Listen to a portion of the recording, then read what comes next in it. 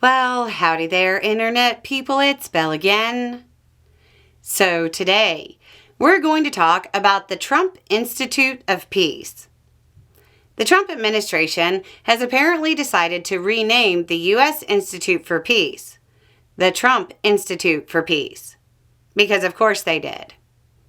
The announcement comes as the Trump administration is embroiled in defending its definitely not peaceful initiatives down south.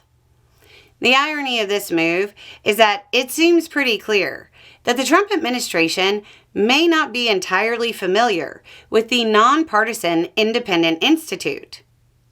Based on the name, you'd be forgiven for assuming that the entity was a product of Camelot-era programs from Kennedy. The Institute is supposed to be governed by a bipartisan board of directors with 15 members. Some of the board's membership is mandated. The Secretary of Defense and the President of the National Defense University must be on the board. The entity isn't some hyper-left agency. It was established by legislation signed by Ronald Reagan. Its original mission, as outlined, was to, quote, serve the people of the government through the widest possible range of education and training, basic and applied research opportunities, and peace information services on the means to promote international peace and the resolution of conflicts among the nations and peoples of the world without recourse to violence. In recent years, the Institute has had a budget of roughly $50 million a year, plus or minus. But it also picks up some additional funding from entities like the Department of State, USAID, and the Department of Defense. You might be getting some spooky vibes from this information. So, just to be clear, the Institute does actually perform operations in support of bringing about peaceful, nonviolent resolutions to conflict.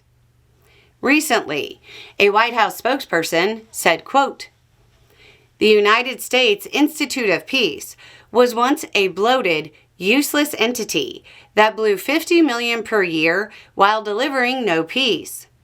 Now, the Donald J. Trump Institute of Peace, which is both beautifully and aptly named after a president who ended 8 wars in less than a year, will stand as a powerful reminder of what strong leadership can accomplish for global stability. Fact check. Trump hasn't ended 8 wars, much less in less than a year. Some of its most high-profile work occurs in conflict zones. If you were in Iraq around 2007-ish, working in the Al-Anbar area, best known as the Triangle of Death, you watched as things suddenly and dramatically calmed down. That was because the Institute came in at the request of 10th Mountain and brought together various factions and worked out a mini-peace. Sunni, Shiite, and military leaders at one table. Casualties and violence plummeted. I'm sure you think the Institute's work was worth $50 million. That's less than a dozen Bradleys. Trump slapping his name on this will likely be a short-lived thing, and it will revert after his administration. Not just is the Independent Institute supposed to be nonpartisan, the kind of work the Institute does will be undermined by being associated with a figure like Trump.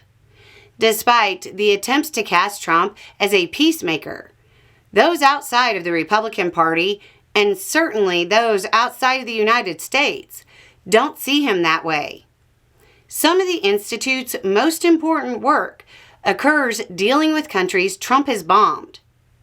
It's also worth remembering that there's been a lengthy legal battle over Trump's gutting of the Institute he now wants to slap his name on. Anyway, it's just a thought. Y'all have a good day.